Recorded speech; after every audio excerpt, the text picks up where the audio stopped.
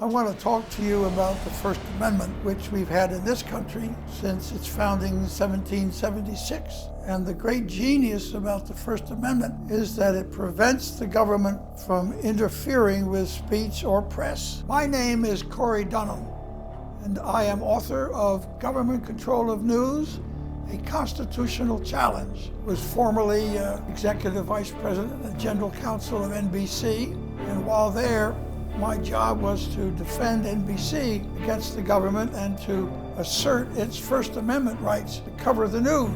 When television came along, it was so powerful. Television became the primary source of information. And what the government recently did was to subpoena the Associated Press to get all the sources that its reporters had talked to. And that is the critical point here, that this is the worst they've ever seen it. Pressure on the press and people to not give information. And that is the secret. The press is the only watchdog the public has, so it has to be protected.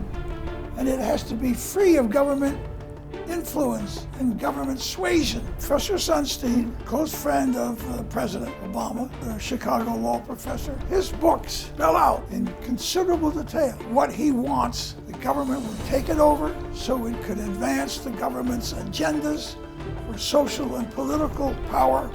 And my book shows you the many ways that the government does muzzle the watchdog and interfere with the flow of news, which all should know about, since the free press and free speech is so important to our country.